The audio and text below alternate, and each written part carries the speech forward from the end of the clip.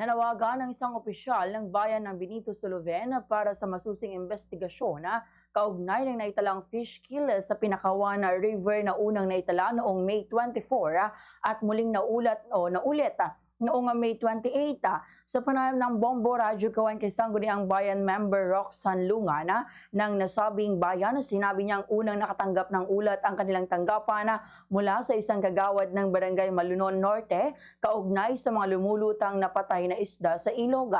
Agad umano silang nagsagawa ng verifikasyon at personal na nagtungo sa lugar kung saan kanilang nakumpirma ang paglutang ng maraming patay na isda sa ilog. Ayon kay SB member Lungan, marami sa mga residente ang nagsipunta sa lugar upang tipunin at ilibing ang mga patay na isda upang hindi na ito mapakinabangan o makain pa ng iba. Bagamat hindi direktang itinuturo ang anumang establishmento bilang sanhi ng insidente, sinabi ni SB member Lungan na matagal nang may mga napapansing pagbabago sa kondisyon ng ilog, kabilang ng pagkakaroon ng mga bula, maitim at berdeng substantiya o substansya sa tubig, gayon din ang mabahong amoy na umano'y umaabot pa hanggang sa mga kalapit na komunidad. Anya, una pa lamang noong Oktubre ng nakaraang taon ay nagsumiti na sila ng liham sa Department of Environment and Natural Resources or DNR upang ipaabot ang kanilang mga obserbasyon at hilingin ang pagsasagawa ng kaukulang pagsusuri sa ilog.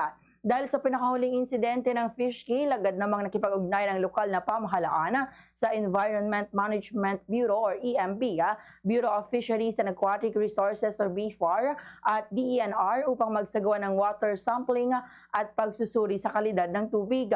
Sinabi pa ng konsehal na nakitaan mismo ng mga kinatawan ng naturang mga ahensya ang mga kakaibang substantiya o substansya at discoloration sa tubig habang nagsasagawa ng inspeksyon mula sa upstream hanggang sa mga apektadong bahagi ng ilog. Ayon pa sa kanya, umabot sa tinatayang 5 hanggang 10 kilometro ang saklaw ng mga bahaging naapektuhan ng insidente.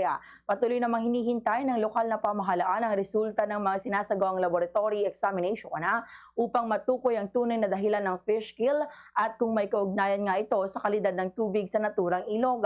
Samantala, inihayag din ng opisyal na nakipag-ugnayan na sila sa pamahalang bayan ng San Mariano at sa mga kaukulang komite upang mapalakas ang koordinasyon habang nagpapatuloy ang investigasyon.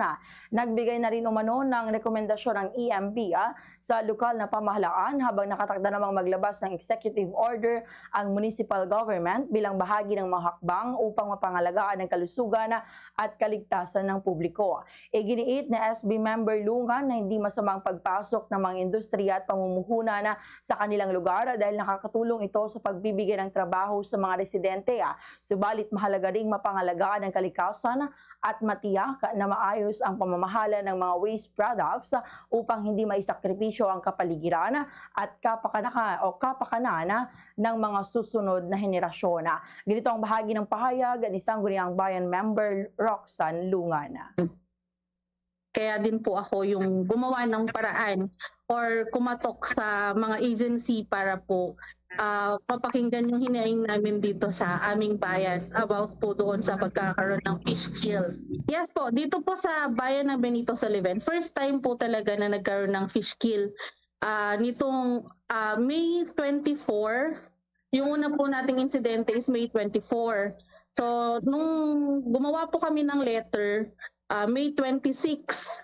Kaya po yung content ng letter natin is more on discoloration, more on yung mga bubbles na nakikita natin doon sa ilog. Pero nito po kasing May 28, mas marami po kasi yung lumutang.